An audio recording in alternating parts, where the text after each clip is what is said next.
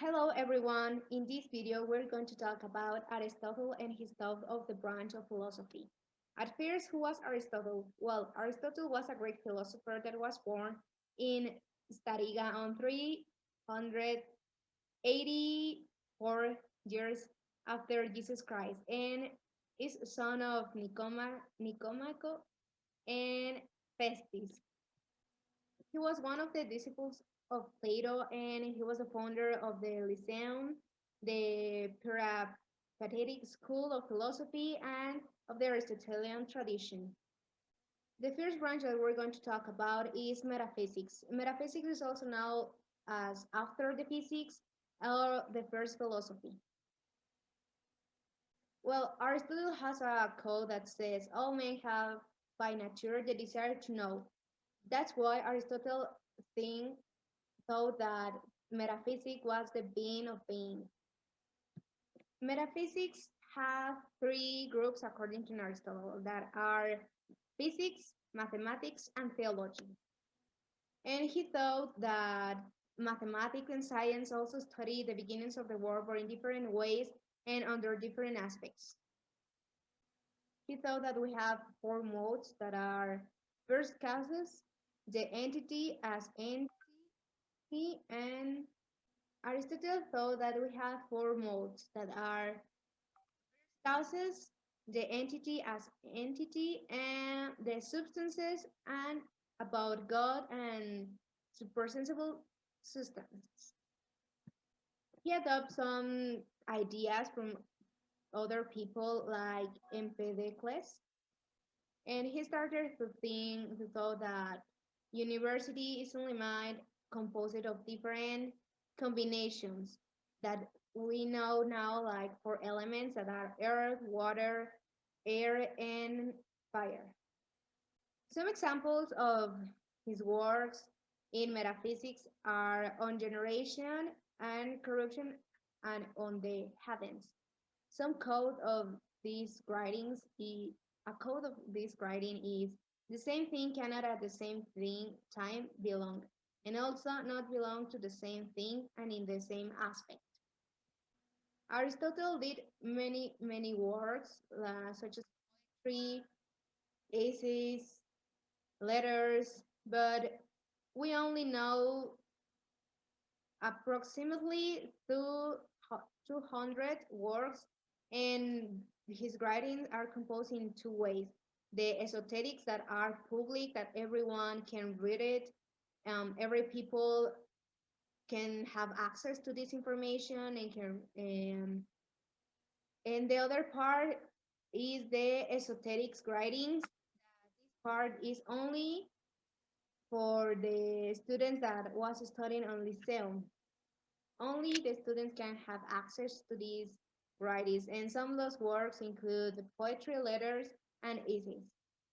I'm going to talk about the ethics of Aristotle. Well, happiness is the highest good and the purpose behind our actions. Aristotle's approach to ethics is theological. For him, if life is worth living, it must be desirable by itself. A common assumption about the good is that the pleasure of food, drink, and sex, combined with intellectual and aesthetic pleasures, are the highest ones. Other people prefer virtuous life in political spheres, and a third candidate is a scientific or philosophical contemplation. For Aristotle, a good life is all these three together. Virtues are a subset of good qualities. They are not innate, and these are acquired with practice, and they can be lost. A temperate person doesn't eat or drink excessively, but avoids eating or drinking too little. Virtue chooses the middle ground between excess and defect. Only when correct reasoning and correct desire come together is a virtuous action performed.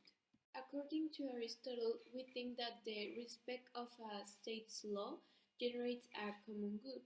Citizens must be obey the law to be fair, but civil law itself can be unfair sometimes.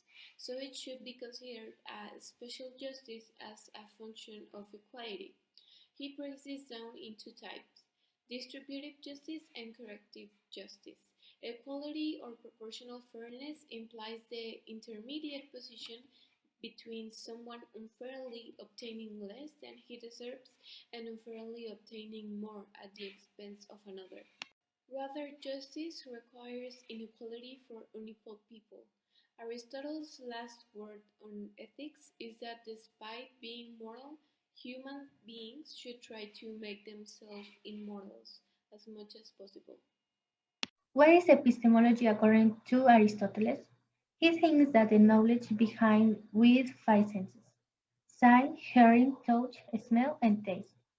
Common sense is that the related knowledge, using the sense, the imagination, creates images of subjects and use the memory with which the information of the images created is retained. He also thinks that the second phase of knowledge is the understanding of the agent, in which the category of group of and subject is recognized and complemented by the patent understanding, which is where it captures already obtained forms. An epistemic subject is fundamentally critical, questioning, cautious, and demanding, with his own work and with that of others. And if, for example, it is dedicated to a story of art, it must attend to issues such as conception of time, causality, genres and classifications, nomenclature, etc.